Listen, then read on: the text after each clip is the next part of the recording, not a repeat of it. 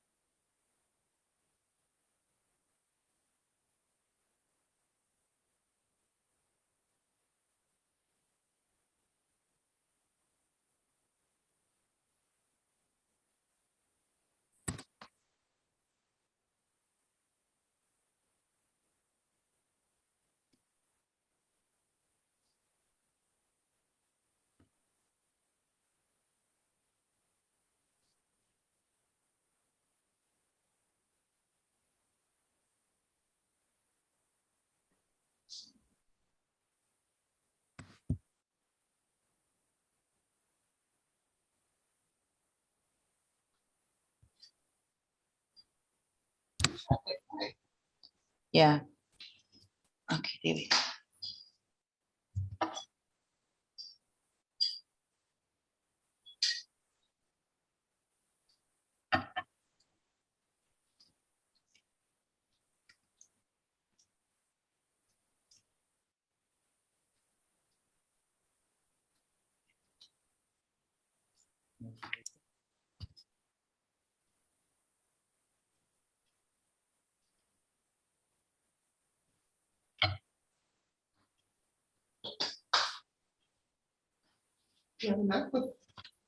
Yep. Oh, there we go. There's somebody here.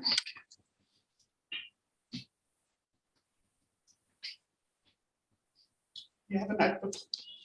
I was thinking of writing. Okay, great. Thank Maybe you. I don't have Tessa's on, so we can give her the notes. Yes. No, Sheila said she's going to pick Tess up to take her to her house. So she said it's only 8 to 10 for the house mothers.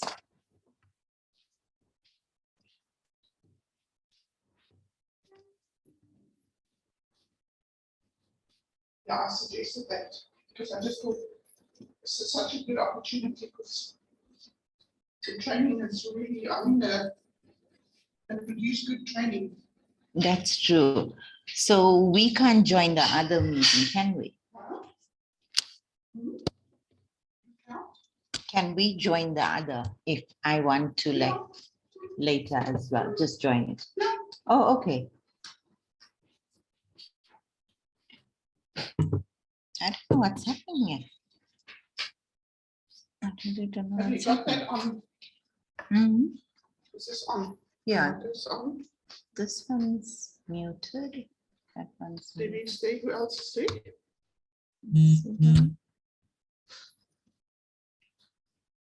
I can't see. Maybe. Let's see.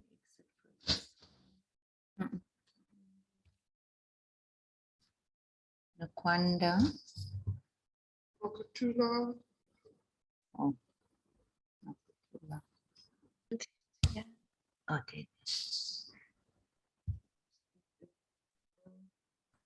If there's more,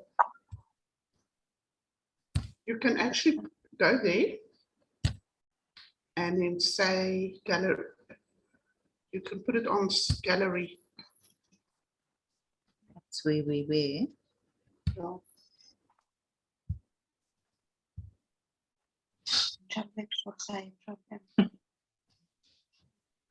this is right across the country, huh? Mm.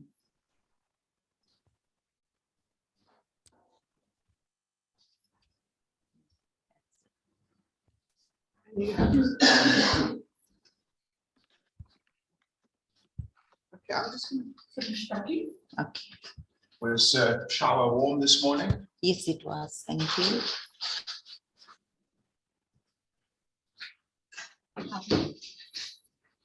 Mm.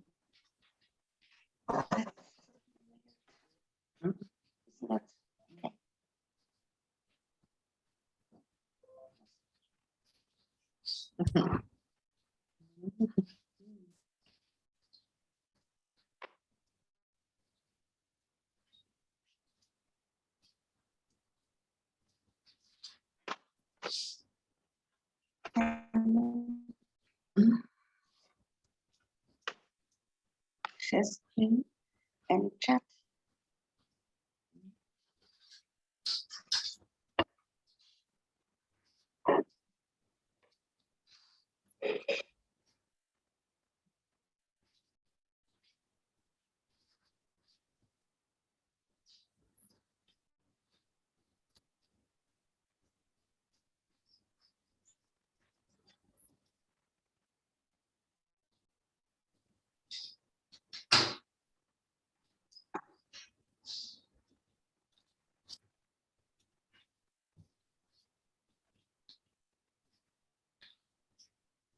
She is the facilitator.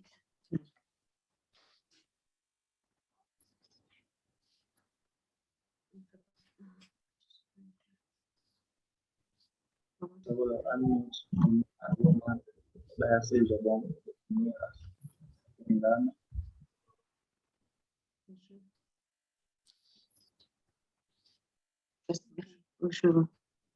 Yeah, it's not weird. Mm.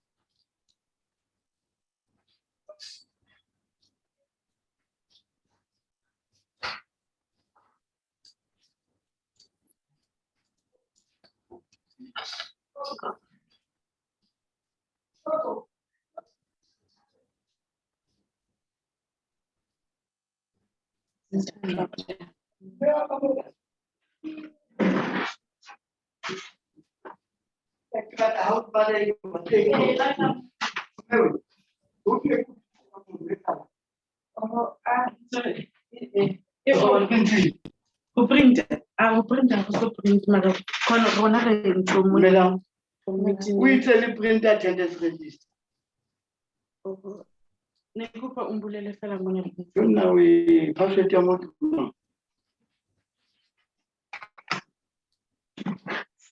Will I need open ones or put it locked in?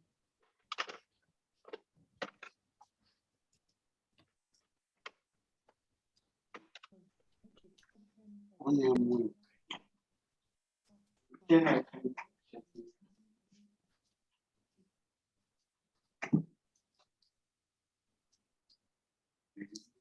Okay.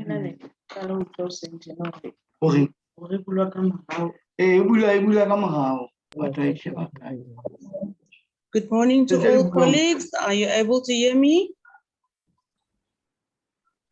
Yes, Thank we can. Yes, We yes, we can are. hear you. Yes, we can hear you. thank you very much. Good morning. Thank you very much for your patience. We just had some challenges, technical challenges, but we are thankful that you have joined us this morning. We will be going through the Housemothers Training. I will be facilitating together with my colleague Gladys. Any questions before we move on with the presentation? Okay, thank you so much. Yes. Welcome to the National Shelter Movement of South Africa. The NSM Indawa is held today as well as tomorrow From Google. from saying 10 soon you'll sign in with a from 8 to two-step 10. verification. We kicked in yesterday, and I can't send or receive emails. And so I try to follow the process, and they say, "Did you have this story as well? This Google story saying that." Well, I will assume that every single Gmail user has received this message from Google. Let's just go to that. What's that there?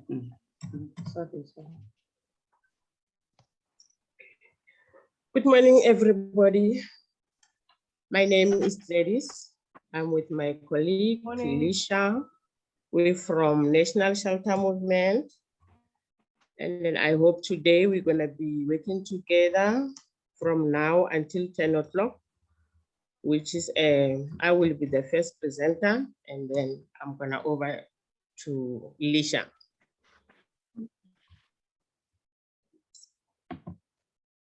Okay, today our topic is about the house mothers. And then the Indaba discussion tips training and presentation derived from the questionnaire compiled by the NSM on shelter priorities. A total of 49 national shelters completed the questionnaire. So I'm not going to go through everything here. I'm just going to give you the highlights, most important that we need in our shelters. And then also you're going to get the handout at the end of the session. So then you can go through it. Wherever maybe you need help, our contact number will be there to help you. I also want to ask everybody, because as we are on Zoom, if maybe you talking, all of us, we're going to hear at the back that you are talking. So then it's better if maybe you raise up your hands and then we will able to communicate with you.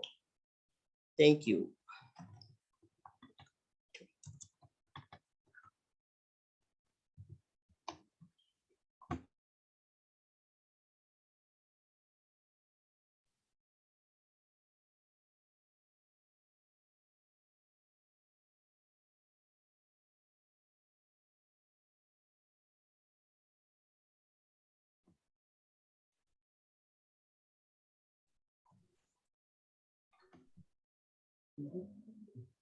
Okay. Okay, the training aims today is to understand their roles in the shelter organization structure. As I said, we're talking about the house mothers, to know their job descriptions and work-related activities. Remember, each and every shelter, I hope or I understand that you got house mothers there, which is the first person when the client or the resident arrived in the shelter is the house mother who's going to take care of that person at that moment, which is the house mother. She has to know what is right, what is wrong during her work period while she's there in the shelter.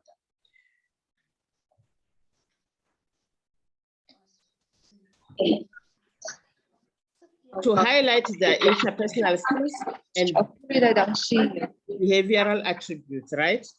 So, I used to be a house mother before, and then I became a manager in the shelter, which is when the client comes in our shelter, normally the house mother is the one that she's going to. Other shelters, they're doing the intake at the shelter.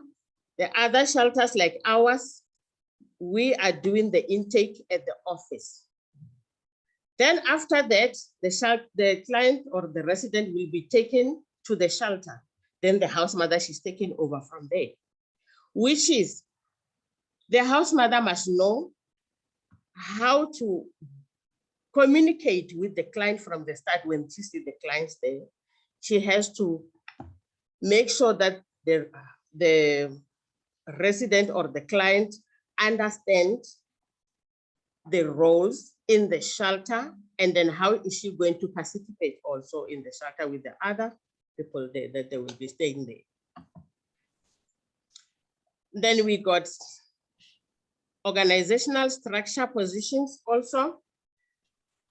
We have a program manager. The program manager is the one that is going to oversee everything that is happening in the shelter, which is the program manager.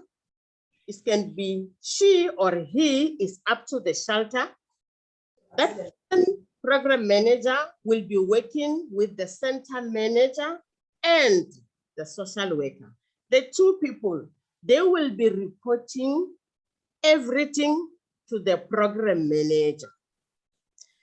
Then the center manager, she is the one that she's going to be a supervisor to the house mothers and the cooks and the clients, which is when we're talking about the client there, you will find that the clients need to speak to someone. Remember, we got the social worker, we got the center manager, we got the house mother. These three people, there's one person that knows the client better. If I may ask, who is that person who knows the client better between the house mother and the social worker and the center manager?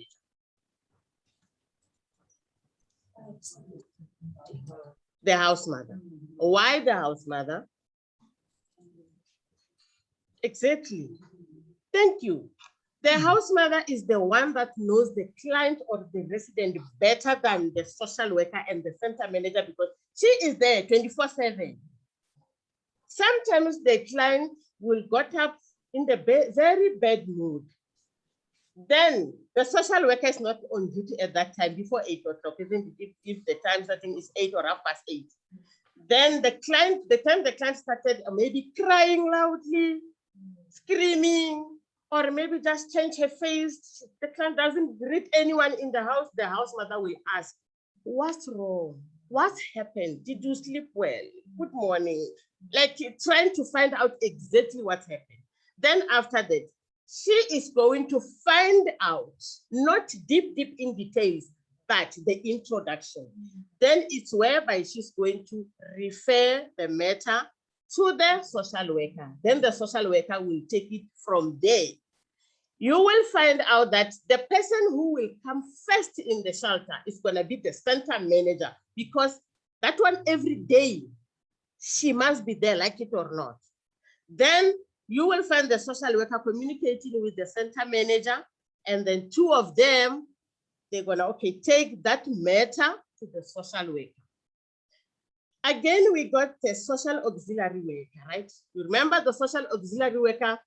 She is like a PA to the social worker. She is actually a PA to the social worker, because she is the one that normally do the assessment each and every client who's coming to the shelter.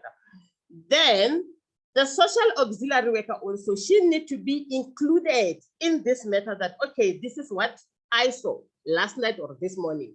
Because the clients, when they come, I'm telling you the truth, they become like someone who's very innocent, right?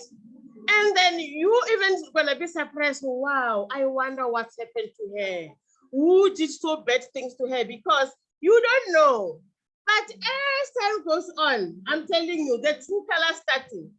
She's starting to change to show us who she is, right? And then the minister started to be surprised and said, how? Actually, I remember last when she came in, she was so innocent. So what happened to her?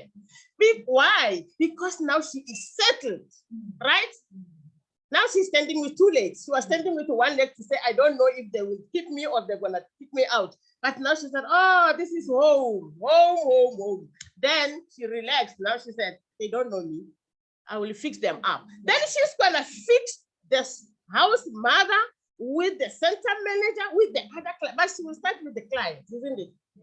She's gonna fix them up to exactly. Then after that, she knows very well that the house mother will intervene in the problem. Then she's gonna say, she thinks she's better, né? I will fix her up also, right? Then it's going to the center manager. You know what, now we don't know what to do with this client because it's like this and this and this. Then the center manager is gonna call her to say, what's wrong? What's going on with you? When did you change? You came here, you were not like this, but now you changed me like this. Then it's where the case is going to the social worker. Then the social worker is gonna settle her down to tell her everything, that whatever is going on, we don't know all the details, what they're doing, right? Because they can't tell us the private and confidential details. We know only the beginning, maybe, and the end when she's leaving the shelter. Okay? And then, okay, the house mother's job description. The house mother are required to maintain the client safety and physical well-being throughout the client sheltering period. Remember, because the house mother is there every day, she must make sure that when the client comes, she must give the linen, she must give the room. But every day she must make sure that that client should feel at home, which is, it's a role. And then that's why we said the house mother also, they need to be trained. Remember, to be trained, we're not saying that maybe you must go to school for the house mother. I don't know if there is school for house mothers. There is, if I may ask. There's no such, right? But according to the training that we get in, slowly. The minute you do the basic, advanced, you do auxiliary, it's where you're learning some of the things, because most of the house mothers, the auxiliaries, the others, they did basic and advanced, you know, and that knowledge of the care worker also is needed. And then you know how to deal with people, isn't it? Right. And then the house mother also must ensure that the shelter is in a safe and comfortable environment for the clients in the shelter. It's good for the house mother always to check that how is the client in the house, you know, because you will find that maybe the client is sick and is scared to tell you. As I was a house mother, they used to tell me that I'm too strict, right? Yes, I am strict even now as a center manager. They know, my colleagues know very well that I'm too strict, but I want things to be in order. It's how I am. At the end of the day, I don't want, well, maybe we find out we getting a visitors, then like we find that our shelter is in a big mess, right? And then every day I make sure that when I enter the shelter is wow, right? I must be happy from the outside the yard. I can see that, oh, the yard is clean. It means inside is 100% clean, right? So then for anyone, even the client, when they come, they must say, oh, is this the shelter? They must ask. Most of the time they ask us, is this the shelter? Yes. Wow, it looks like a house. Of course it's a house. And then before they come, they ask, who is the other client they phoning again? You find that maybe your neighbor or your auntie or whoever is calling to find out the shelter for you. And then after that, okay, how is the shelter? Do you have white there? Do you have Indians? Do you have colored? And then we just tell you that we accommodating everybody. Remember the name shelter doesn't have a color, right? Then we accommodating everybody. At the end of the day, the person said, okay, do you have a cleaner? I remember telling one of the clients that was coming, she was white, but then I told yesterday that she said, how is your house? Is your house clean? I said, very. The question was, who is cleaning? I said, us, including you, if you're gonna be staying with us, right? You're gonna join us to clean because we want to be in the clean place. Then at the end of the day, it's how I am so strict. I'm very strict. And then I also like, even if you call me, you say you want to visit our shelter anytime, 24/7, you're welcome, right? Because I know that I'm not gonna say, why you put this stuff here. They know when I come in, then the shelter must be wow. Even when the program manager comes to check, she just come like visiting. Then when she comes, she said, tomorrow I'm coming. I'm not someone because the program manager is coming. I always said, anytime you're welcome. Okay? So then that is the duty of the house mother also they must be doing in the house. And then they must also be computer literacy. Not saying maybe they have to come with the certificate. You know, when we're talking about the computer, I'm also not familiar. I don't want to be better to you. I'm not also not familiar with the computer. But basic, I can type the report, I can type the menu, then I can do small things. Then if you said, do you know computer? I say, yes, look proud, no? Yes, I know computer, which is, but deep down, you can go to Excel. I don't know where to start, right? But the basic one, the house mother must also take the minutes in the meeting, you know, it's how we learning. Give them the opportunity to take the minutes.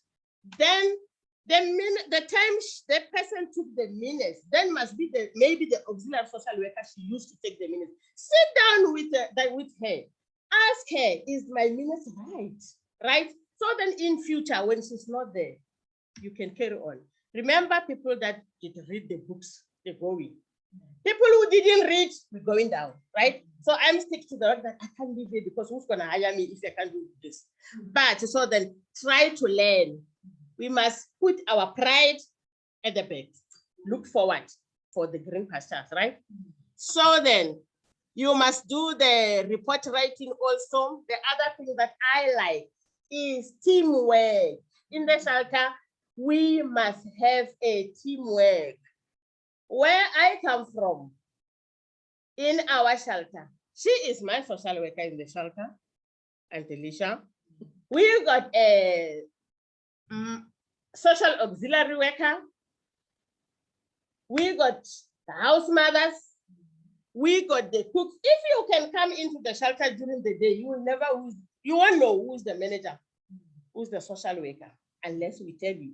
Because we're working as a team. You can't see, you can't recognize who is who. Me, you can see because I'm talking too much more than them. She also tell me that, hey, but you, auntie, you talking, man. And then, okay, interpersonal skills, right? There's something that I really like here. To be polite, you know, like when you're talking to the client or the resident, if we may call it that way. I think you have to be polite. But me, I don't know where is my polite. I'm like, the way I'm talking is the way I'm talking even in the shelter. They know me that, oh, that artist is coming now. But I am polite. Maybe I'm not, but I think I want to be polite. I don't know. You are. And the time management, this one is very important also. The time management, when we with our clients in the shelter, we tell them that this is time for you to get up in the morning. They're getting cross. They're getting very cross. Why? Because they're not used, maybe, or they are used to get up on their own time, right? But in the shelter, it's whereby we're going to give them to open their eyes to say, guys, you are in the shelter, maybe our time to get up in the morning, it can be 5 o'clock, right? Then when he said you get up at 5 o'clock, then you must start going to the different showers, to different bathrooms. Then someone will go and gossip behind your bed. Who she is? Then she got up at 5 o'clock, she's mad. Maybe in a house, she's getting up at 7:30. We don't know. Not knowing that you're preparing her, it's like a school child now. You're preparing her for the future, like she might leave here and go get a job somewhere. Then while she's working somewhere, she's gonna get up at 4:30. Then she's gonna say, oh, that Auntie Gladys, she used to tell me I must get up at 5. She was right. That time she was no longer there, right? She was right. You know what? Now I have to get up at 4:30 to prepare to work. But in the shelter, they're complaining every day. And when you tell them, okay, from 5 o'clock, you'll find that, okay, the social worker is coming at 8. Be ready at 2:15 at least, right? Just be ready, because we're saving our breakfast at 8 o'clock, which is be ready. At least if she comes, she said, can I see you, Joyce? Then you go to the office, right? Don't say, oh, can I go back quickly? Can I go put my mask? No, be ready. I'm telling you, when you turn, they say, guess what? She's like this, she's talking too much. And the conflict management skills also. If there's something that is happening in the shelter, right, amongst the client, you will find that they're fighting. Okay? The minute they're fighting, what do we do? What do we do as house mothers? Are you going to the client and said, hey, wait up? Why are you doing that? How can you do that? How can you fight Gladys? Huh? What do we do? What do we do? If you find that there's a conflict amongst the client, when you are a house mother, you just find something is happening, then you start saying, hello, are you mad? You're gonna say so? No. What are you gonna do? Let's talk about this. What are you gonna do? Thank you, yes. I think it is not like the physical part. Yes. Separate, yes. You have to report to the center manager who is in. If the center manager is the social worker, instead of engaging them directly on what exactly the fight is. Okay. But I think maybe they may not want to speak with you on whatever they're fighting about. But your better stage is just to make sure that you calm them down, separate them. You have to put one in another room, to another room. And yes. Then, yeah, because they may not tell you this one. Say, no, this one. Always. This one. You wanted to say something? Yes. Oh, you wanted to say what she said. Okay, yeah. Thank you. Yes, if you find something happening like that, you just separate them to say, guys, stop it, right? And then if, yes, you have to put one in the other room, one in the other room, then it's where then you can maybe take one to say, okay, listen, you stop it, you don't go to her city. Even the others, maybe they're outside, just let them stay away from each other until someone comes to help you in that issue. Or you can call them individually to tell them that, you know what you're doing is wrong. Remember when you come here, we gave you the shelter induction. Do you guys having shelter induction? Do you have? You give to them to read and they understand. Bella, if you're going to give me a paper like this, you said, this is our shelter induction, right? Then you go. How do you know that I can read English? Because this English is not our mother tongue. Then you have to say to her, Do you understand the language English? If you don't, then although it happens in the office, the shelter induction, now in the shelter it's your daily bread, reminding them always, because these people, they're like, kids, they forgot. I don't know if they forgot or they do it purposely, I don't know. But to me, I can say they forgot because they've got a lot of things in their head. Then you keep on reminding them, guys, remember our shelter induction, right? We're gonna go on 1, 2, 3. Then we're gonna put the point. We're gonna go on this one and this one and this one, and to remind you so that you mustn't forget what we're talking about. How is the rules in the shelter? How we going to work? Me and you, we have to work together. I always tell the client that, you know what, you are my colleague, also working as a team with you. Then it's up to you how you're gonna take it, right? But I want you to be our team. Then after that, we have this thing that while I was on the time management, before the time management, there was something planner and organizer. As you got, you remember you got cooks, those people are cooking. And then there must be someone who give the cooks the food, right? There must be someone who must bring the food in the shelter. Let's say I am the manager, I'm bringing the food. The house mother is there. She must take those food and give to the cook, right? So who must report to me that there's no food? The house mother. How? Daily basis, weekly. Remember, we buy things in bulk. We pack it in the storeroom.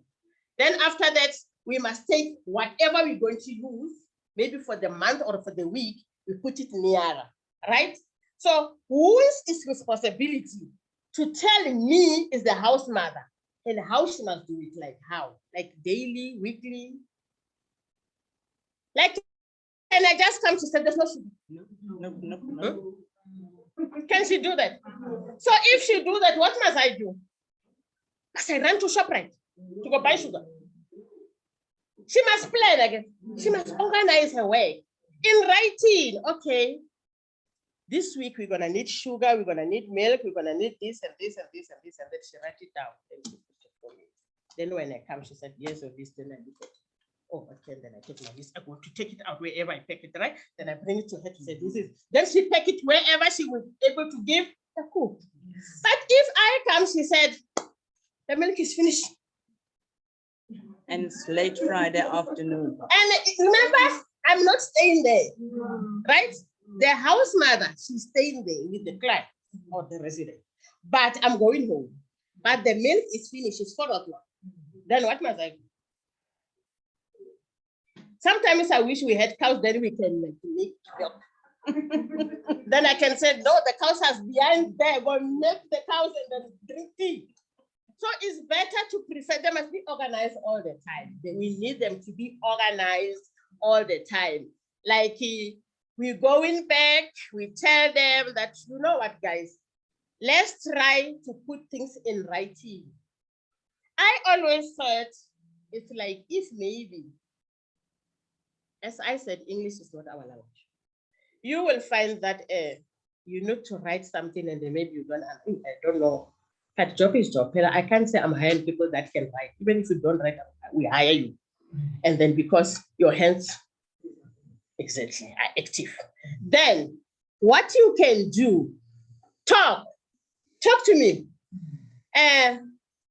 Ladies, this week, I want this, I'm writing. I must write because you can see. Then you telling me I write it and then I take it. Then I come and give it to you. It's something again. If you can write it and put the paper on the side for me. All right. Then we go into the behavior. Then the team player.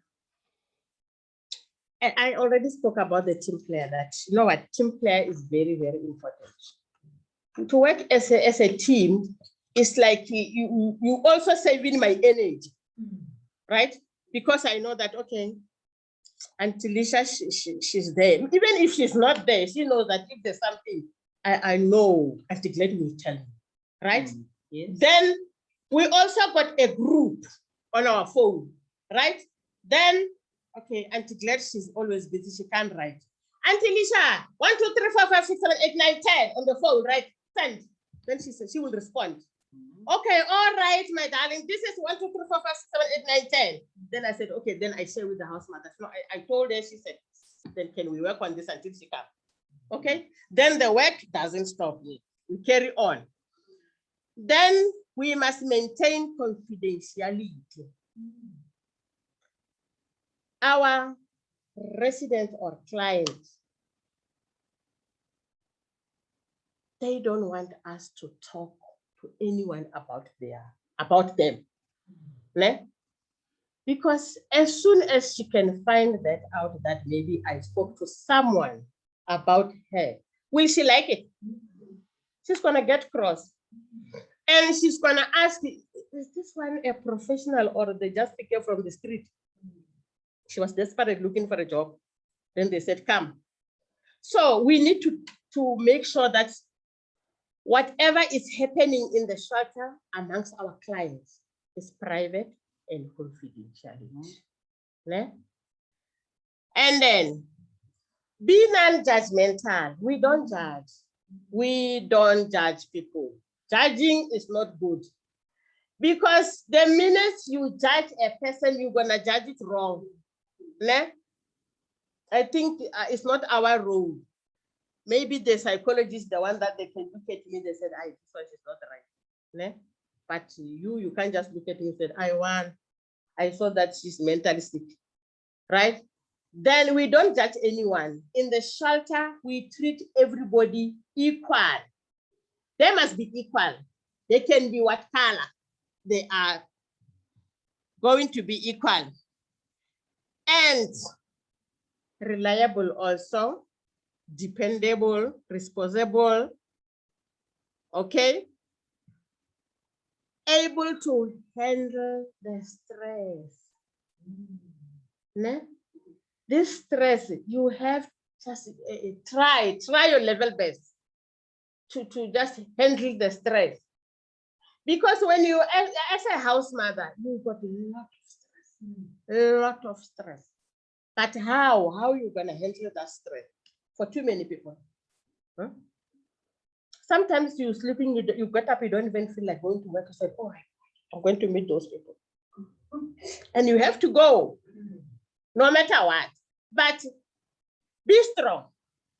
Be strong for those people because those people, they need you and me. Ne? We must be there for them. They are coming from wherever they come from to us to get help from us. But if we can't help them, so what is the use of being there? Ne? We don't have to decorate our shelters like that. We can put flowers if you want to decorate. Thank you, yes. On that one, I just need to add. Yes.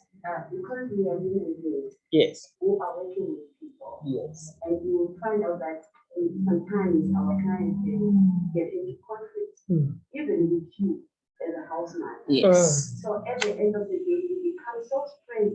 Yes. That you don't want to work like Yes. what you're saying. Yes. So another thing which you can do is, you can go to the social worker, pour out. If you need to cry it out. Because you end up having a burnout. Yes. And you won't Yes. be able Yes. to do anyone. Correct. And you will hate people as they are. Yes. So to be able to handle the situation, talk to someone who is closer, like a social worker, and pour out, then you can get help so that you can be able to face the client. Thank you. Excellent. Yes. You come into the point of a teamwork now, right? If you can see that, okay, I've got a lot of stress, but you don't like Auntie Lisa. How are you going to talk to her? How are you going to talk to her?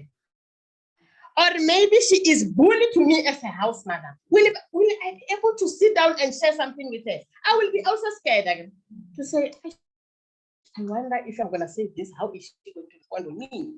Then it's where that I said, we need to be a team from the cooks, going up to the social worker. And then even if you remember, if the social worker is not there, you got the right to go to the program manager to go sit down and say, you know what, I've got 1, 2, 3 Auntie Lisha, she's on leave. So then I said, let me come and talk to you, right? She will also give you advice that, oh, okay, on that one, why can't you do this? And then let's carry on until Lisha comes back. It needs a teamwork. Stress is there every day. I know, it's there every day. Okay, the key for performance area. All times maybe require conducted initial induction with all the new clients admitted into the shelter after hours. We most of us receiving the clients in the shelter after hours, right? Then some other people they brought by the police. Others sometimes the one that we don't want is the one that they lock by the gate, isn't it? They just lock by the ding dong. When you ask who's that, is this a safe house? No, it's not a safe house. It's my house. I always said so. No, it's not a safe house. This is my house. Because I think the safe house is confidential, is the private place. Ne? So we keep it as a confidentiality place for the people like strangers. They mustn't know that this is a safe place. But at the end of the day, they know because a house is a house. Yes. Right? Yes. And then provide a company client at all. Accompany client at all times for medical or psychosocial intervention, you know? Supervise client when they do their chores. Okay. In our shelter, we experiencing a lot of problems that the people that they like mentally problem. Ne? But when a person come to us, sometimes those people, they won't tell us exactly what's wrong. Somebody will tell you that, you see, I've got anger, I'm stressed. So she won't tell you that I'm taking this tablet. So how will you help a person like that? And then as 2 days, 3 days, you can see that I'm this person is not herself. Something is wrong. Then you have to sit down and ask, okay, are you okay? You have been taking tablets, maybe, I don't know, maybe you didn't share with me. Let's try to talk. And then others, they open, others, they don't. They open with the social worker when they do the session, because also she will see something there. And then after that, and then she's gonna come back to say, oh, you know what?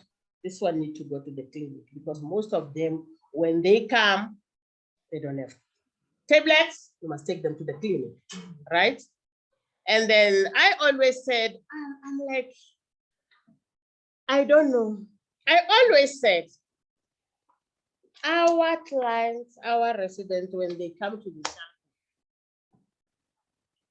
they forgot their chargers. But they bring the phone. Did you realize that? But they don't bring their charger, but they bring the phone. So when the husband says, hey, you pick up the phone, the charger behind. Ne? So on that one is what they do with the tablets also. They forget that they're taking the tablet. Others said, I don't want to take them because they're going to see that I'm not right upstairs, right? And which is good to tell us that upstairs it's wrong, it's mixed. Then we can help you to put it in order with the tablets, right? Yeah. Then it's not like you're going to look at you down to say, oh, upstairs is not right. No, the upstairs is not right, but we fix it. Again, then because she's going to become violent in the shelter to the other people. And we don't want something like that. You didn't experience something like that in your shelter. People that comes like changing, become violent, and like you looking at in the morning, she don't even say good morning. She just opened the big eyes, like looking at you. That look, well, maybe this one she might even choke me. Ne? So we sometimes we scared as house mothers, ne? To say, wow, this today. She don't even want to talk. She just look at me like this. Then can you go near that person? Hello.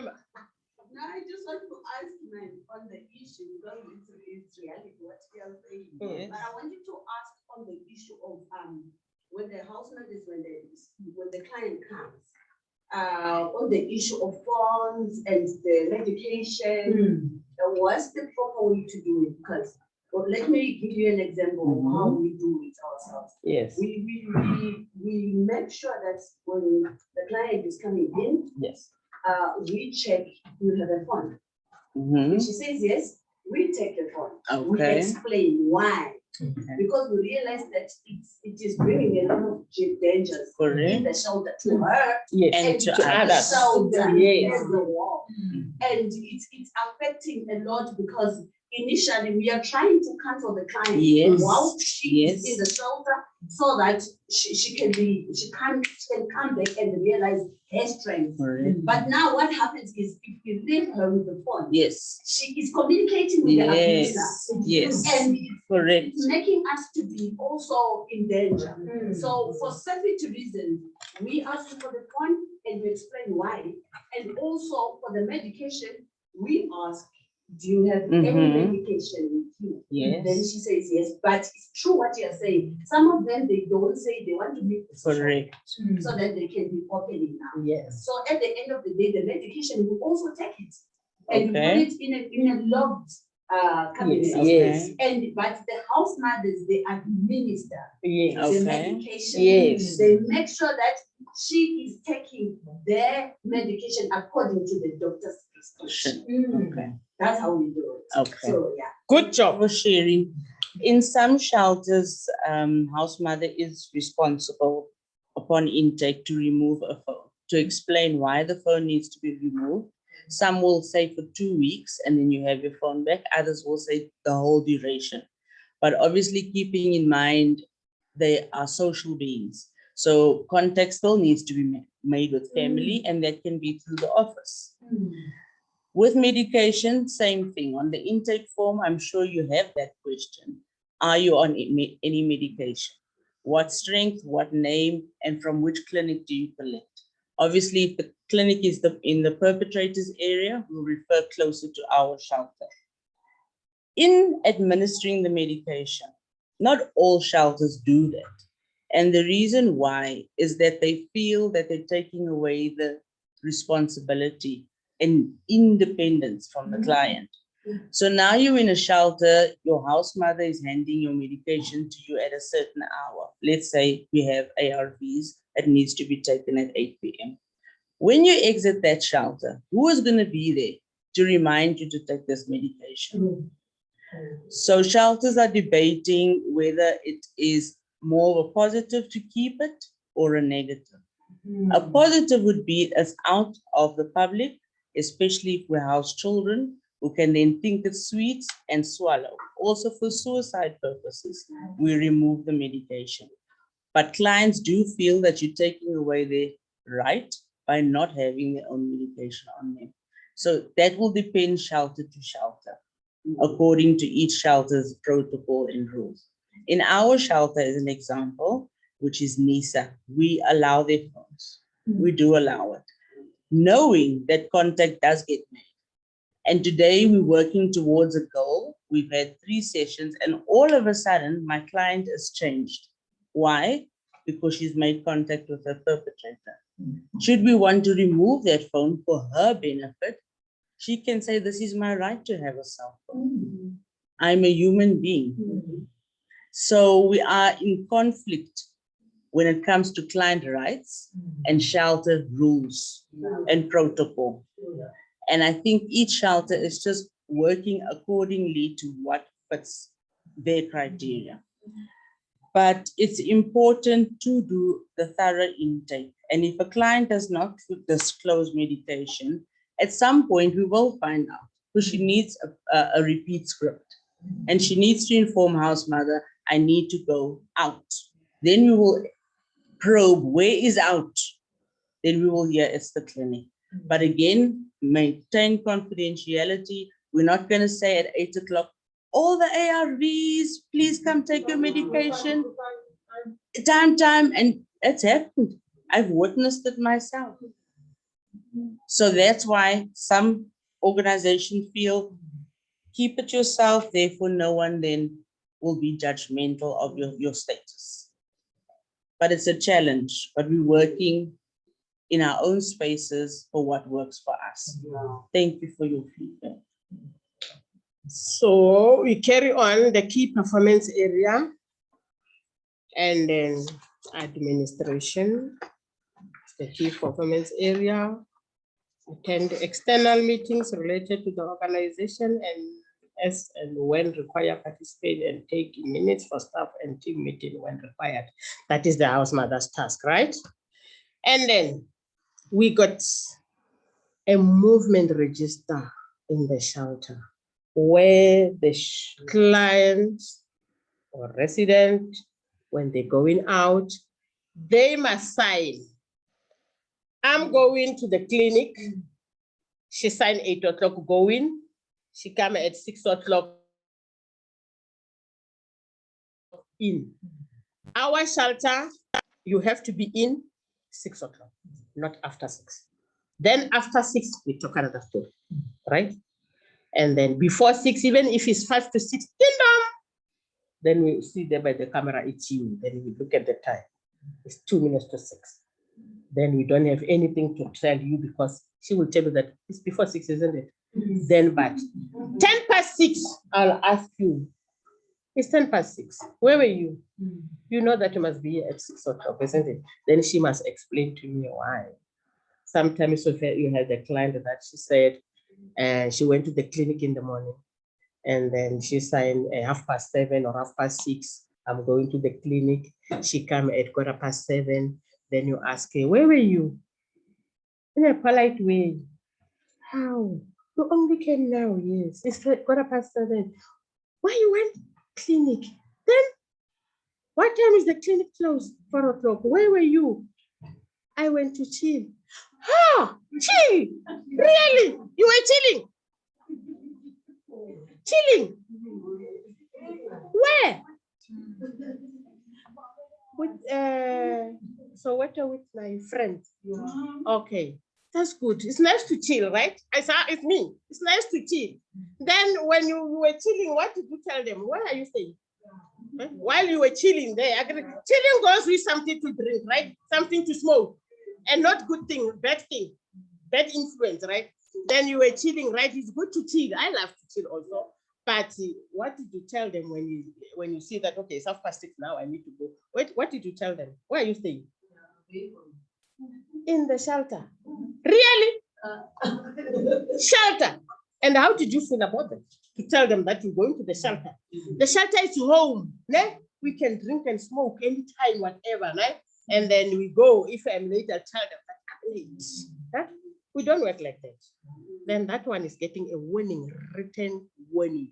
Because the verbal is not going to click. Written that every day she got up in the morning, she said, what about these people?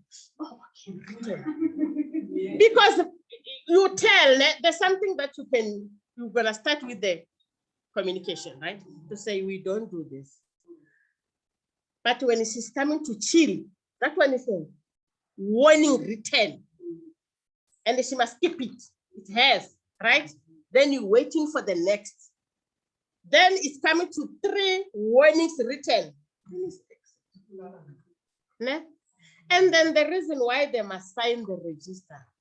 Remember, okay, we make them sign in the register, but they lie in the register, right? I'm going to the mall, which is, she's going to, maybe the mall is around us, like us in the NRC, right? Our mall is nearer, but she will write that I'm going to Signatures. It's just around, it's not far, it's like a 15 minutes walking distance.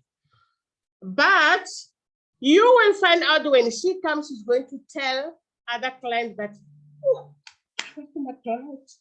And we don't have McDonald's in Signet. I was eating, forgetting that she said, Signet, take a picture, McDonald's. Then she's gonna show the other client that, you know what? I was with my best friend, the mall.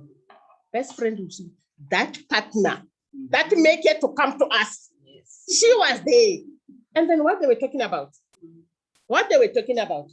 I'm coming back, baby. I'm in the shelter for now, just to give you space. I'm coming back. It's gonna be like that. no, don't worry, I'm coming back. You know, in the shelter, it's only women, no men, right? And then I'm coming back. Please forgive me on that. And I forgive you the way you beat me, eh? And I love you. You can show me that you love me for being. But other people, they feel like beating. It's love. Eh? They don't see. Actually, I can see when you're sitting in the abusive relationship, you don't realize that you're sitting in the abusive until you come out. Then you out by the door, you say, oh, I was in the abuse. But that time you see love, big one, love only. Even if he beat you up tomorrow, he come with the chicken licken, he said, baby, you in bed that time, eh? You're bruised like this. Then he said, baby, I brought you to the give me and water also. Then in the morning, he leave you in bed. I love you, babe. I love you too. With one eye open, one is closed with the fist. But you still love him. You don't see all the mess. The minute you go out, it's where you're going to see that, you know what, I was in a really abusive relationship. Then that thing that it was happening in your house, you bring it to our shelter, right? You want to beat other clients, okay? And it's what we're not going to allow. I always said, if when you are a bullfighter, why didn't you fight your baby then? Huh? Baby man, you should have kicked him first, then you come to us. But you don't do all day. Anyway, I think I am done. I'm gonna hand over to Auntie Lisa. Thank you very much. Auntie Gladys. Question? Yeah, it's not a question. Comment? It's like what you are saying, like when they come back, take all those pictures and stuff. As much as in the shelter, we're going to discuss other people's things. Yes. But the other residents also are going to watch Mhm. the shelter. Yes. Oh, they allow people Yes. to go to Makula. Yes. Then it's also like what you are saying, that they sign that movement. It's good because as a shelter, you can be able to say, but to us, she Yes. Yeah. Yes. but she's gonna not gonna come to you and say, I'm going to Makula. Never. Exactly. Yes. Yes. House mother. Yes. Listening. This person went. So if you don't address that, then others, they're gonna want to be Correct. While we addressing that, it's where I come with the written warning. Because how can you go to McDonald's because you said you're going to signatories? Then there's no McDonald's in signatories. There we got chicken licken, right? And milk lane and whatever small thing. Exactly. Then she needs a written warning. Then next time she won't do it anymore. Okay. You once said that Oh, Yeah. yes. How did you handle it? Tell us how you actually handled it. Okay, she was not like the movement was Okay. fine, but you could tell Yes. this person is just Yes. crazy. So at that time, we just wanted to know where you coming from. Okay. At this time. Okay. Because she went to Home Affairs to do the ID and stuff. And then, and mind you, this person is not local, Okay. like from according to the information. Mhm. But all of a sudden now we've got people that he goes to Yes. this area. Yes. But she's from more than like a taxi away from the shelter. And it was a referral. So we asked where are you coming from, and Hotel was cheeky and trying because Yes. Yeah. and then we just let her sleep at the time because Okay. she could not Okay. address it. Yes. And in the morning, the house mother engaged her Good. at the time. And then, but ultimately, we gave her a written warning. But she left. Okay. She actually left 2 days after that Okay. because we pick up with this one is lying. Yeah. She's actually not even from where she stays. She also realized that you're going to catch her somewhere somehow. Okay. Thank In the event the client doesn't, then obviously we look at other alternatives to therapy. So do you have a drinking challenge? Did we pick it up in assessment? You've shared it with us and obviously you're still not coping since you went out and had that drink. So together with our intervention as a shelter, we're going to refer you to Sanka's program to continue Line N. an drug and alcohol addictions program. Hopefully the client would want to change and then take that therapeutic journey with you. But if client leaves after the day 2, it ultimately means she wasn't ready to be sheltered. And that's why we have repeat shelter clients who repeatedly come in shelters. They go, they come, they feel they're ready, they're not ready. And that also creates a debate. How many times can you shelter one client, the same repeat client? So that's why we're having this workshop, to hear what these challenges are and how then we can brainstorm together and go through it. Auntie Gladys, thank you very much for your information. I love the practical examples because it actually places us in the situation that house mothers are currently facing. The one I want to just address on this slide is the mother figure role, because that is what a house mother ultimately is. And they would even call house mother mama at time or auntie, which is good. However, Auntie Claire, the barrier, the bridge, you call it the bridge. Tell us about the bridge, being a mother, meaning guidance, meaning care, support, love. And then what happens if we cross that bridge? Okay. They always call the house mother the mother. In our shelter, even the word is the mother. No matter how small is the house mother, they respect, they call her the mother. And then something is need to happen in between. We must boundaries between the client and the house mother. Because you can't share like a WhatsApp with the client, right? And maybe you see a picture, funny pictures, and hey, Doris coming next year. Huh? You think tomorrow she's going to respect you. You're gonna say something, she's gonna say, "Hi, my friend," and then she might even like give your bumps a little bit smack to say, "Hey, but you, good morning," right? And we don't want all that to happen. I always said when I see the client like want to get used of the house mother, I said, no, it's not a friend. This one she's waking. You came here as a client, you're gonna be a client. Then it's where I said the boundary is needed, right?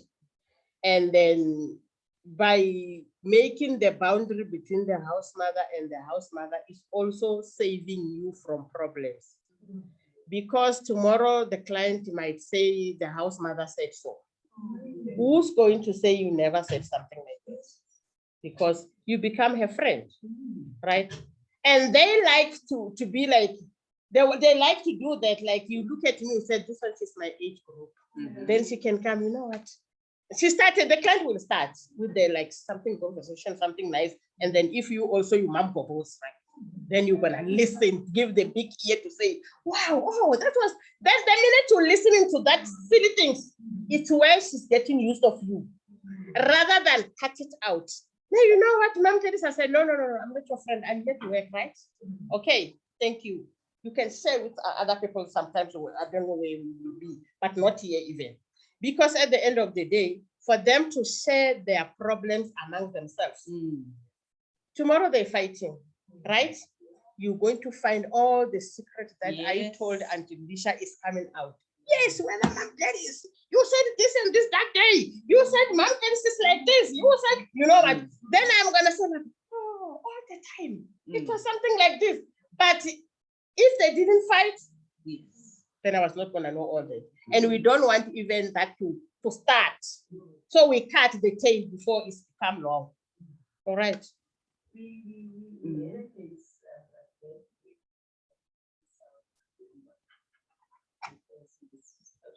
Discussing confidential information of the shelter with clients, you know, and we could not take it. Yeah, we could not take it because there was was no way they could have known such. Exactly. We sent it to a workshop maybe like this. Like the deal breaker was when we sent it to a workshop for DST, and then where they were discussing sheltering like this. Yes. So they were setting policies and stuff that we would have. Now discussing with the clients. Would you guys, if someone dies here, this will, you know, all those things. Yeah. You know, and now these ones, they come and say, like really, you know, then we could find out there's no way they can know about it. Yeah, yes. You know, Somebody from the staff. and he said, So some clients are not. Yeah. so that whatever that we want to replace, like this way. Yeah, yes. Exactly. But this one is so these such things they do happen. Okay. I saw your hands earlier. Sorry about that. You wanted to say It's something? fine, I think It's covered. I'm covered. Okay, thank you. Sorry about that. Because I'm talking too much. That's why. Thank you. So we have approximately 35 minutes left. I'm going to proceed this end. Yes. Mine is on a slide that passed the judgment that I saw. It's Sure. About loans. Housemothers, therefore we start from. This one? No. The job description. Okay. I know we say the responsible for caring is responsible for supervising both the adult and the children during their stay. Recently, one of our areas was I'm coming from Bumana, and there was that question to say who is responsible for looking after children? Okay. The mothers. Sometimes the mothers come to children as they are working. Yes. So when they go to work, they need children in the shelter. Yes. So I think that is very important because it now lays out, put it clearly that a house mother, sometimes we call them children. Yes. Also responsible for providing supervision care to even the children. Yes. Yes. Yes. So I think that is, I'm sure everyone looking at the heart, they are actually taking note of the job or the main job. Thank you. To add on what you just said, I've got a child in the shelter, right? I'm going to work. I don't just got a bath and take my bag and go. I must tell you, I must sit down and tell you that, Jane, I am working. I'm going to leave my child behind. Please take care of him or her, right? Then you know that, oh, okay, she's going to work. Then I'm going to take care of the child. Some other clients, they ask the other client to take care of the kids, right? Because sometimes that you'll find that the house mother is not there by any reason. Then the one client is there to take care of the child. As long as, even if it's a verbal contract is in place, as long as it is done formally. However, because of the shelter indemnity, now we go back to the policies. Should anything happen to the child during that day and mom is at work, no one is liable at the end of the day for the child except mom. So mom then leaves the child at risk in our care. So usually what we do encourage, and obviously if it's a working mom or a mom who gets income such as a grant, to enroll the child either in school, aftercare program, or an ECD program. In that way, while mom is at work, child is then attending an educational program. And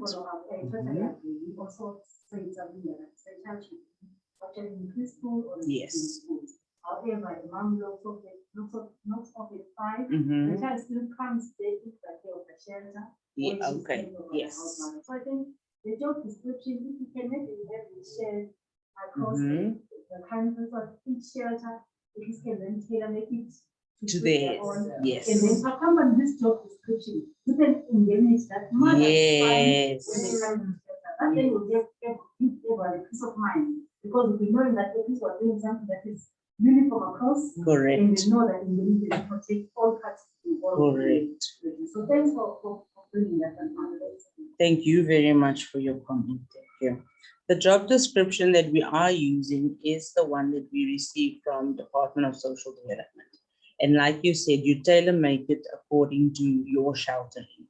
So for example, other house mothers won't take minutes as an example, but it's a requirement. So should your shelter choose to include that in your job description, you tailor make it, as long as the main function and job purposes are there. Thank you very much for that. Thank you, Auntie Gladys. So gender-based violence in sheltering, that is why we're actually here, and that's why we have shelters that exist. Gender-based violence, as we know, is GBV. It refers to any harm against another person's will. Now, usually we would think it's only intimate partner violence. In other words, husband, boyfriend, partner violence. We are finding more and more that there's even family domestic violence. Mother to child, sister to sister, even though it's adults. We're finding with our LGBT community, it's two females, one hits the other female. So somewhere in our future thinking, we need to steer away from thinking that it's only partner, intimate partner related abuse, because of the variety of abuse that we're currently experiencing.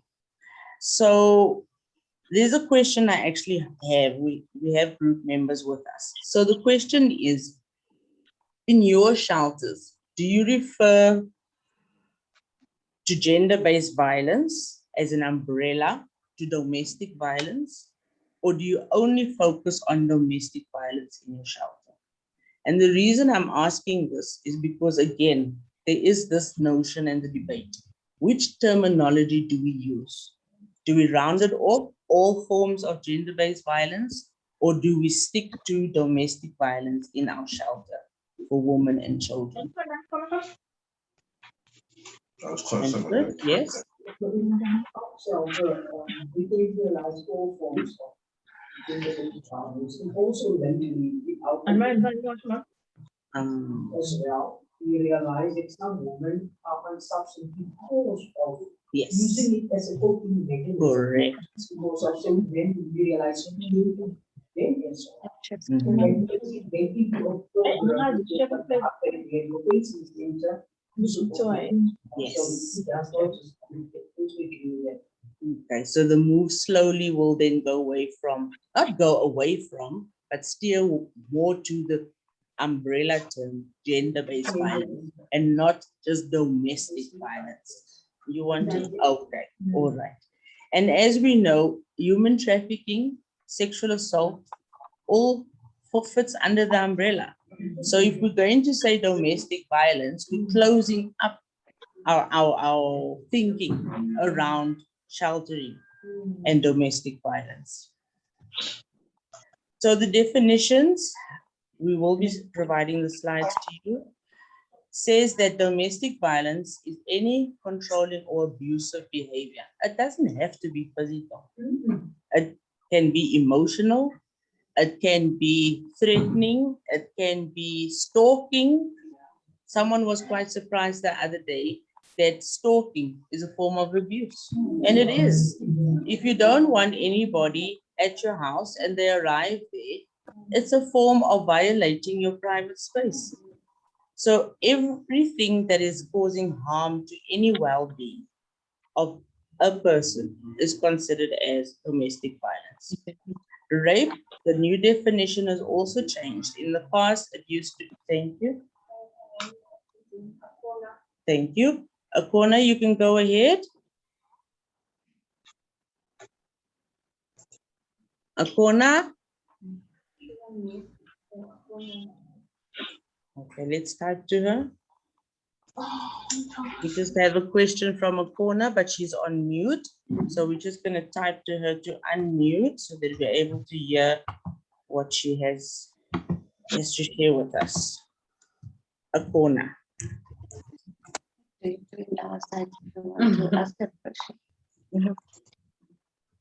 Mute or unmute. Oh.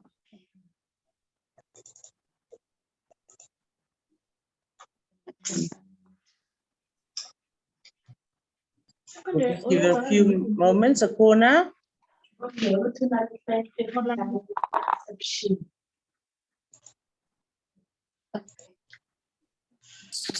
Continue, Ashita. We'll just keep checking the messages to see if it does unmute.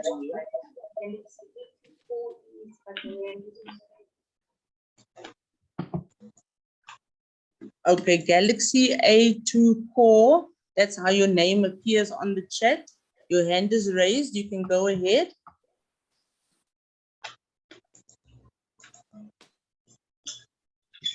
Anyone?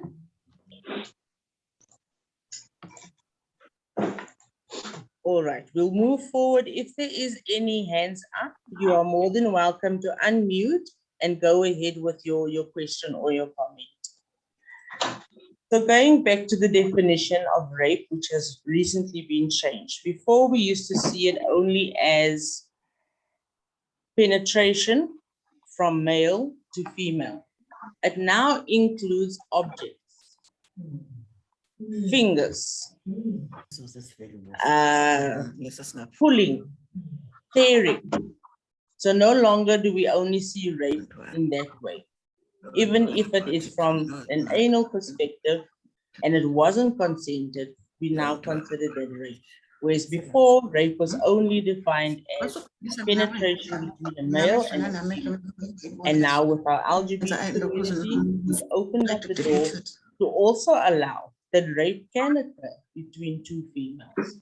Because once we say no, it means no. And therefore becomes violence. Just to check, anybody raise their hands, want to say anything? Thank you, yes. Lower hand. Lower hand.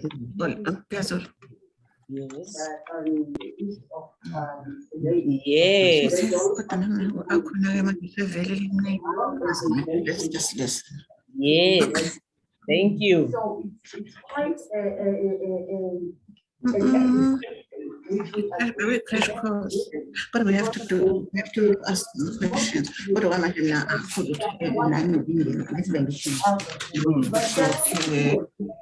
Yes. I can't do it.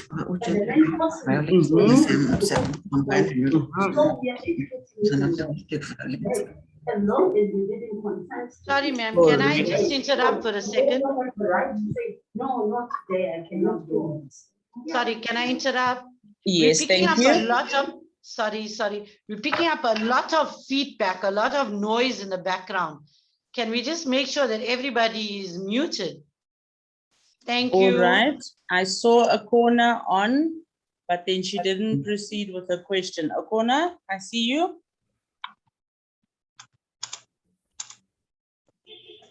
Akona's off again. So I'll just mention what our colleagues shared with us, that most women do not realize that even in a relationship, you can be raped.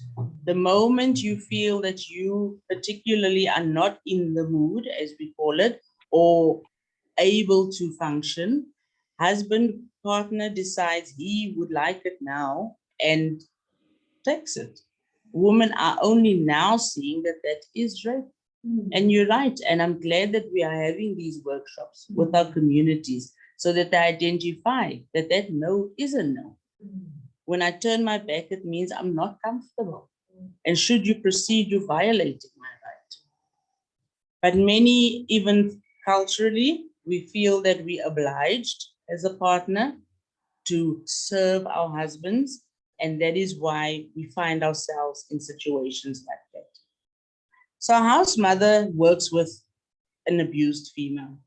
House mother needs to know that the client that she is serving has been through some form of trauma, whether it was physical, emotional, psychological, or sexual. House mother needs to identify that when my client is not in a good space, we either are assertive house mothers and we call our client aside and say, I see that you're not looking well today.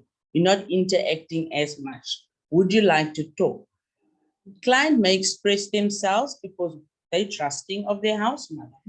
It's house mother's role and responsibility to take that feedback to the social worker. We don't expect our house mother to counsel the client or provide their personal advice, but to attend to the client is very important. The listening. Even if you don't give advice to that client, the fact that she's been listened to has relieved her in some way.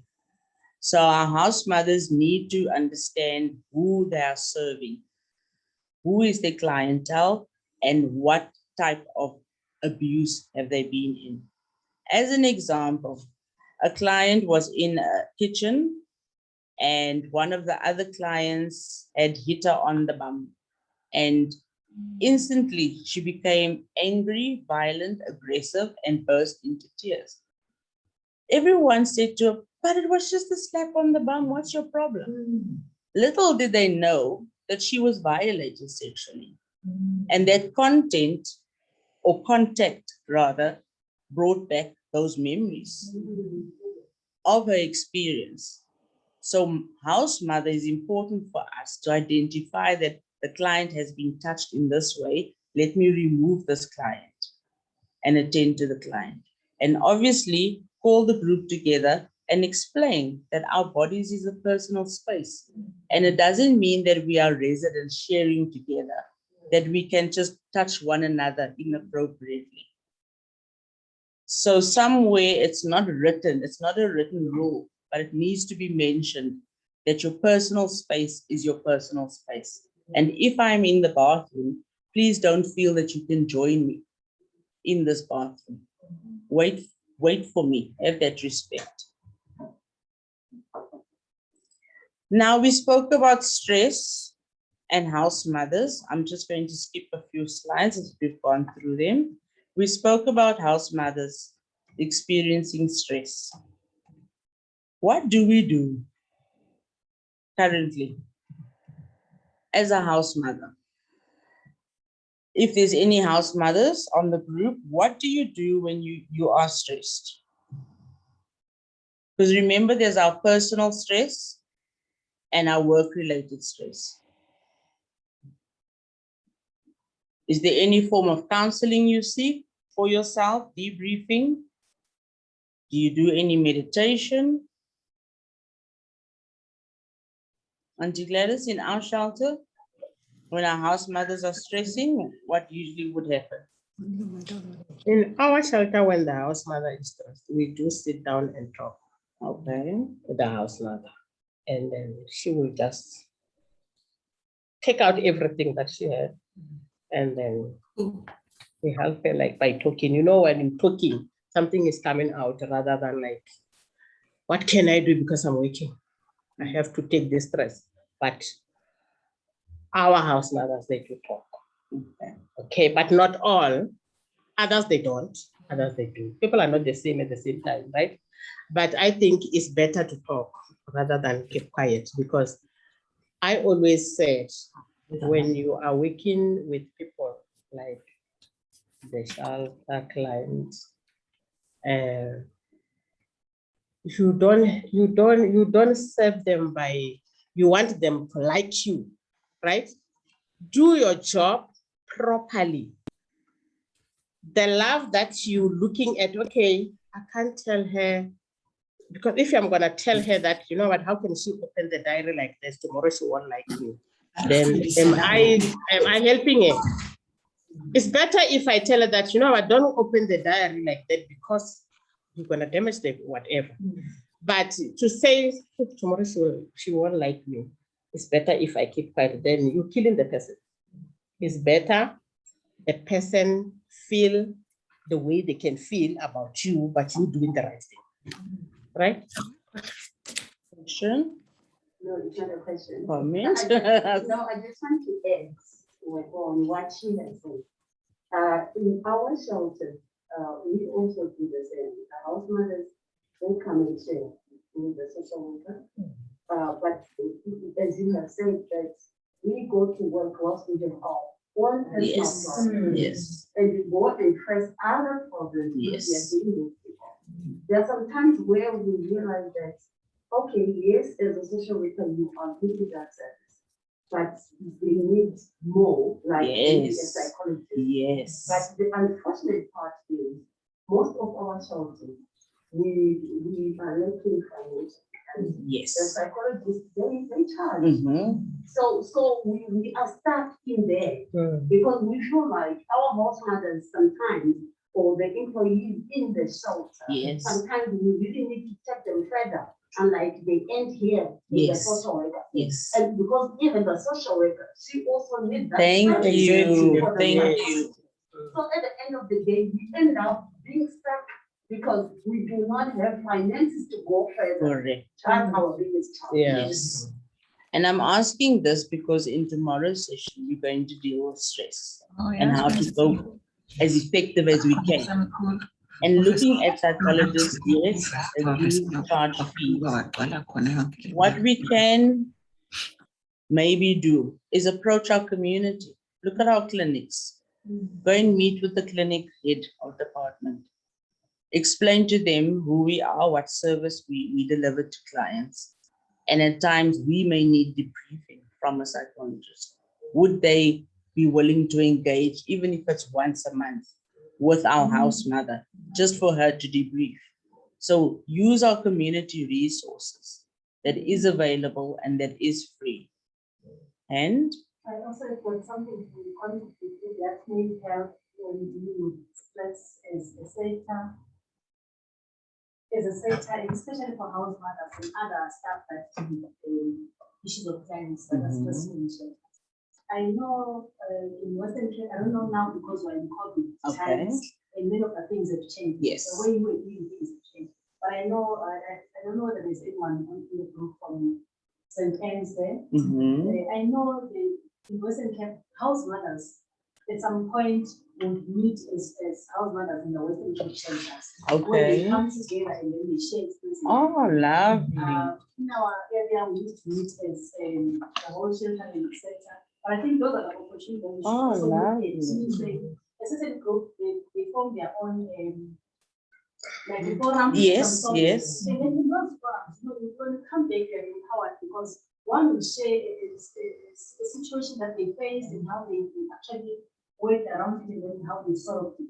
We also get some insights on how you can face such a similar situation in your own share. Very nice. So I think it's better if you run in such conditions to share strategies that work because for a fact in the sheltering sector, we are faced with issues of resources as yes. That resources are always coming low. But if we form those forums like for house mothers, for social workers, for auxiliaries, and then we meet and support each other to share experiences, it might also help. Very nice. Thank you for that. Thank you. So it's actually a support network that we're pulling together and saying we are important. Our job is important in serving our clients. In order to effectively be there for our clients, we need to be emotionally well. Lovely. Thank you very much for that example. In our shelter, because of also the processes, in our board as well, we have psychology. So when we need such okay. Okay. Yes. Our staff member is stressing because of something that's done. Personal but legal. Yes, yes. Then you know in the board who can handle that. Wow. So your board is strategically chosen according to profession that will feed back into the organization. That is lovely. Because at times we do need psychologists, legal aid, all of those services, well-being, whether it's physical well-being too, we're needing those services. Yes. And not just, meeting and stuff. Correct. And they report on such. What have we done for the organization when they do their job? Thank you for that. That's lovely. Yes. I'm just trying to think while she is saying it. I'm thinking, okay, fine. This board member, let's say in your area, there are other shelters. Like mine, we have a number of shelters. Okay. Would she be like, because we work very much. Yes, yes. Is there a room that maybe you feel like we were talking about house mothers? Maybe she can have sessions with a group of, do they give, I mean, does she give an opportunity to such a group, or else we will never step it? Okay, because in our area, we are the only shelter, but I don't think that they can offer such services to us. Yes. Then our shelter, we could arrange that if maybe we more than one shelter. Yes. Because now she's not only going to help in the house or in our shelter, but based on our experience, can be able to say to other house members, we look out for this, look out for that. Yes, see if it really helps. Like in our board, we have an attorney, we have a psychologist, we have a pastor. Wow, so spiritual help also gets body. attended. Someone that deals with media, who was an editor, so checks even our articles when they go out. We have someone who works at the municipalities who is globalizing the community. Wow, that's good. And all those board members, they are heading those committees. Wow. So they are the chairpersons of that. If you are a pastor, Yes. and you are spiritual, Yes. if you are a chairperson, you are a treasurer. So our treasurer works at the day. She does Wow. before we could even go out to other Yes. it's internal. They're serving, yes. As much as there are boundaries, but Yes. That seems to be like a working model that we all can work towards. Thank you very much. I think because now this workshop make you to meet, to know each other, then it's your role to get her contact. Then you must send a proposal to their board. Correct. No, it's about networking. Yes, Absolutely yes. correct. So yes, we struggle with our finances, but now we have all these opportunities that we can actually just reach out to. But she raised her hand, but Oh no, it was House of Hope on the chat, but the instructor answered. I don't think so. Okay. House of Hope, apologies, we missed your hand. If you'd like to, you can just unmute when you are ready. For me, as a colleague working in the shelter, I see the house mother as vital to the functioning of my client. And at most times, we undervalue our house mothers. So to the house mothers who are online currently, or any support staff to the house mother, please know that we know your role is a struggle. We appreciate what you've put in to maintain our clients' well-being. The role you play is important in her everyday coping. And by attending to her, you are actually aiding her therapeutic process. So don't feel that you're not contributing towards this development or empowerment of our client. You are there and you are the driver behind the client. And that is why when it comes to characteristics, like Ms. Gladys spoke earlier, you need to have the nurturing, caring heart. And if you don't, then we need to relook at your job function. Where is your strength and where else we can use you? Most importantly for me is for you to be approachable and knowledgeable. And how do we become knowledgeable? By attending workshops such as these, by having those group forums as colleagues and sharing information, by reading. And in that, we are then equipped to deal with what our client requires for that time. We are on 10 minutes, and the next slides look at intervention strategies. And we've said earlier that, yes, we understand that you are not counselors in that regard, but we do see you as a lay counselor. And these intervention strategies that we provided is just merely tips, if I can call it that, to assist you in how to respond to clients who, for example, are fearful, who feel isolated, who are confused. So the interventions we've mentioned is just a guideline of how house mother can possibly respond to their client. Let's look at self-esteem. We know that our clients come in broken. They don't value who they are. They don't see their worth. You as house mother can strengthen that client every day through your motivation, through your service, and giving positive feedback. So our clients would perhaps come in and not be well dressed. And as time goes by, we see that they're improving in their self-image. House mothers say, well done to your client. You look beautiful today. That one sentence is going to elevate that client's self-esteem.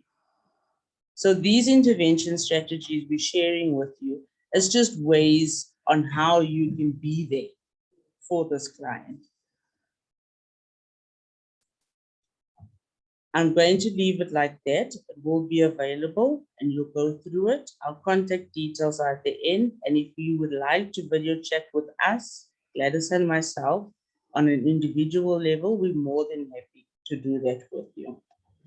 Attending skills is the one that we've already touched on, where you act as a counselor because you are that one individual person. I would like to just stress the one is that your role, which we've mentioned, is to maintain confidentiality, respect, and have a non-judgmental attitude.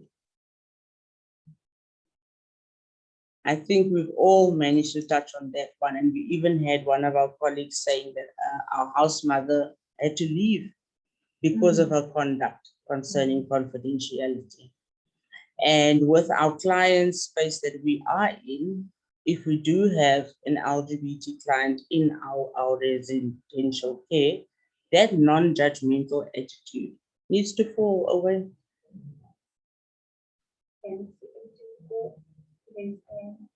Galaxy A2, you're welcome to go ahead.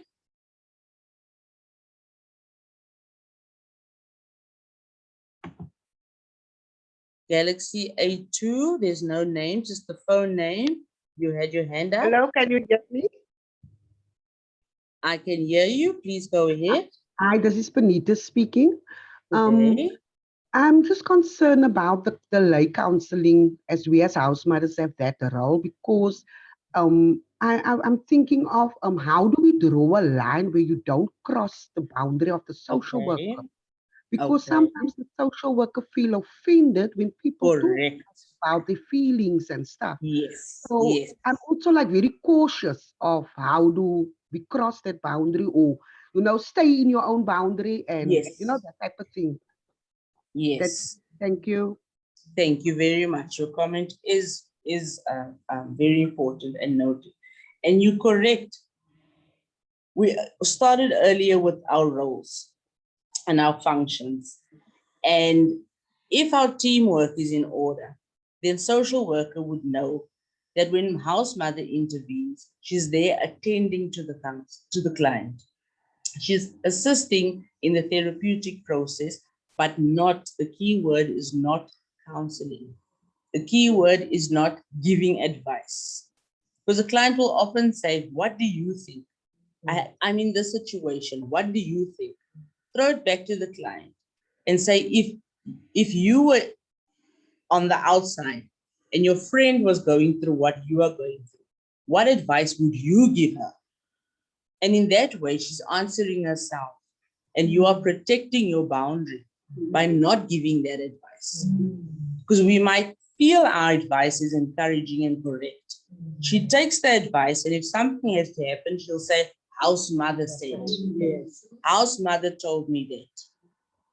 So when it comes to your boundary, for me, listening is important, attending is important, and literally just listening and throw it back to them. What do you think if your friend was in this situation?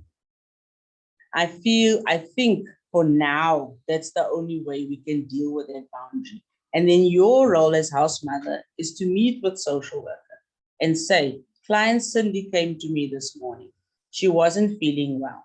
This is what she highlighted in our session or in our conversation. You see, when we use the word session, social worker is going to think, what sessions is going on? Yes. Yes, you're taking my job, my role. So you'll say in our discussion. This is what she mentioned. And you as house mother have to tell Cindy that you are going to take this information to the social worker in the best interest of your development. You are not breaking confidentiality. You are referring and handing over, but she needs to be informed. So should she wish to not take that information forward, she has that right. But you as house mother will then just say to the social worker, please spend some time with Cindy. She was quiet today. In that way, you're maintaining a confidentiality. But obviously, when we look at confidentiality and it's at risk behavior of suicide, harming another, we have to break that confidentiality immediately. But thank you very much for raising that point. Perhaps all the points that we've picked up on the chat and all the discussions we've had in our closing tomorrow, we can brainstorm together and look at possible outcomes. So we want our house mothers to be equipped in working with our gender-based clients so that our clients are well maintained and our house mothers are comfortable in their role. I wanted to play a short video on counseling skills, not to use as a counselor, but to know that these skills are important in attending to the client. So when the presentation will be shared, click on these two links. It's an interactive link where they do a role play between a counselor and the client. Share it with your house mother so that she can then experience physically, this is how I should respond. My nonverbal behavior should be this. My distance should be like that. The room or outside area that we are around must be away from any barriers, whether it's noise, whether it's other clientele. The space that we're in must be conducive for the conversation that we're having. So this video focuses on basic counseling skills, which is the principle of 4 counseling skills.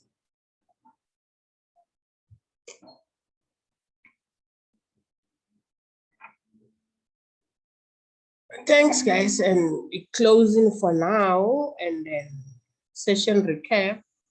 We are going to continue tomorrow, same place, same time.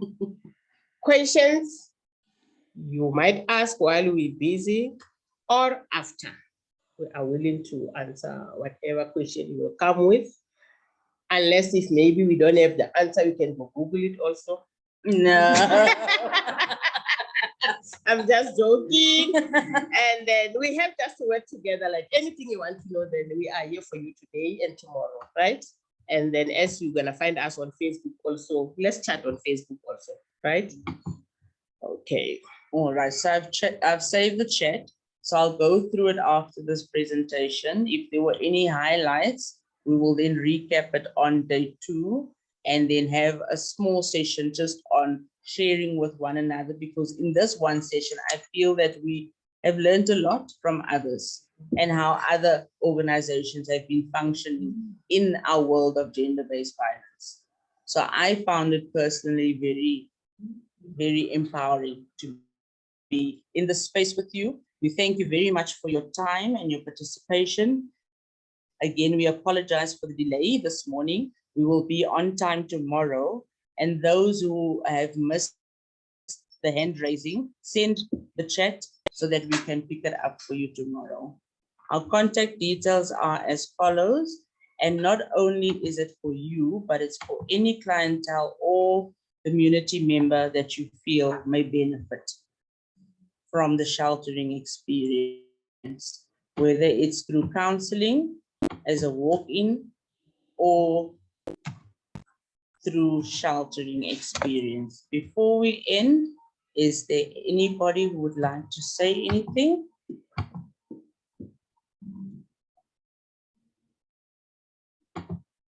None?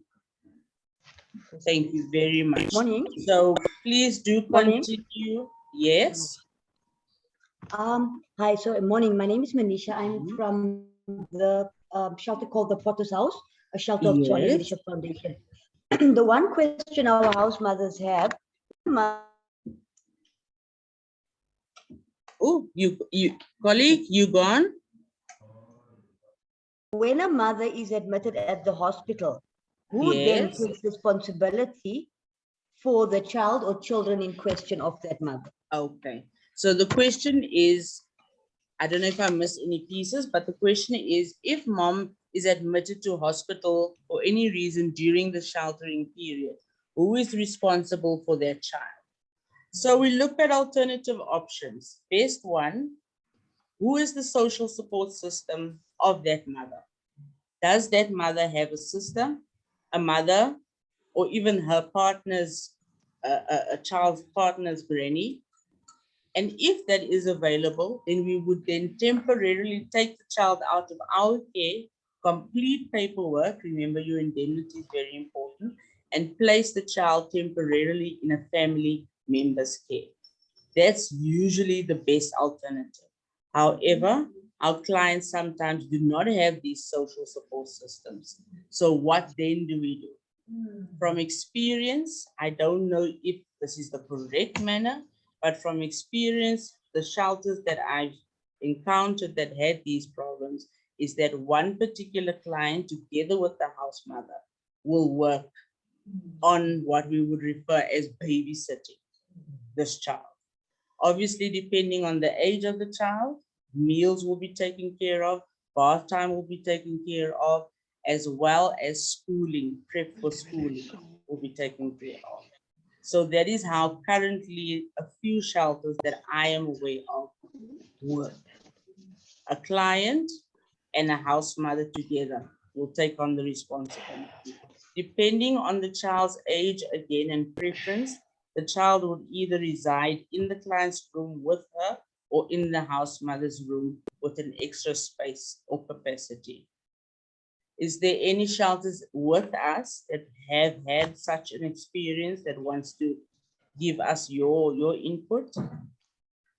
Our shelter, I'm Gladys, the presenter. Our shelter, we had a problem like that, but ours, it was the client was working night shift. Okay. Which is, by that time, I was a house mom. Then the client communicate with me how we're gonna work this out, which is, I couldn't say she must stop going to work because she has to get income. Then I took the responsibility to be a mother at night. Yes. Okay. And again, that boils down to serving our clients and what their needs are and attending to those needs.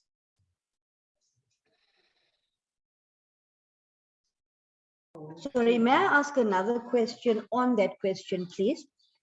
When is it most appropriate for us to then involve social development to place a child in a childcare facility, to assist us to place that child?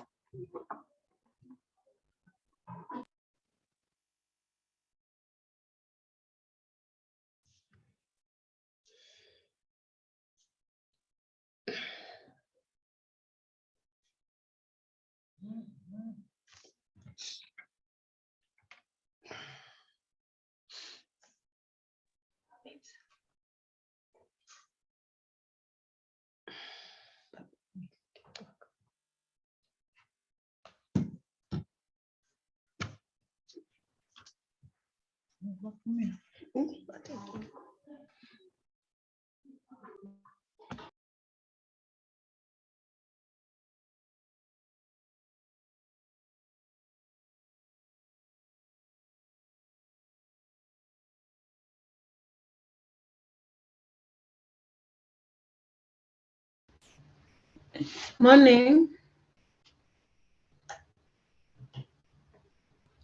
Morning. Can I ask a question?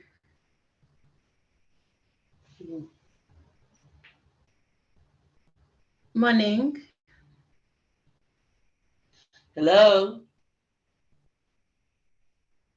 Hello. Can I ask a question? Hello. Hello. Can I ask a question? Can you hear me? Yes. Okay, my name is Nomonde. I have one question. As house mothers, as we sleep in the shelters, it happens sometimes in the middle of the night, a client becomes sick and we need to call an ambulance. Then when the ambulance came, the paramedics will take all.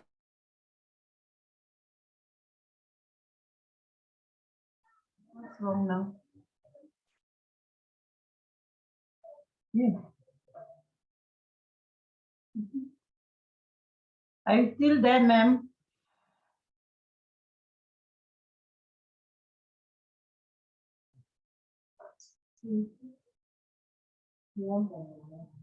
Hello? Who gave the hand? Maybe gave the hand. Leaving now. Hello, are you still there? Yes, why? I'm leaving now. Okay. Sorry. Sorry. Thank you. Bye. Okay.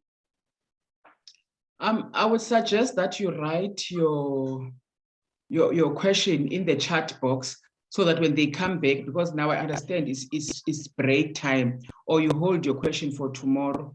That would help, because I think now they gone.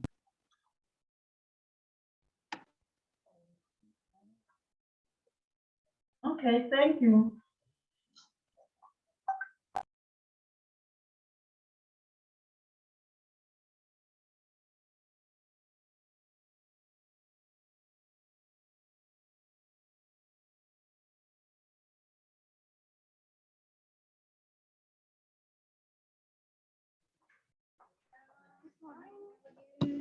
Morning.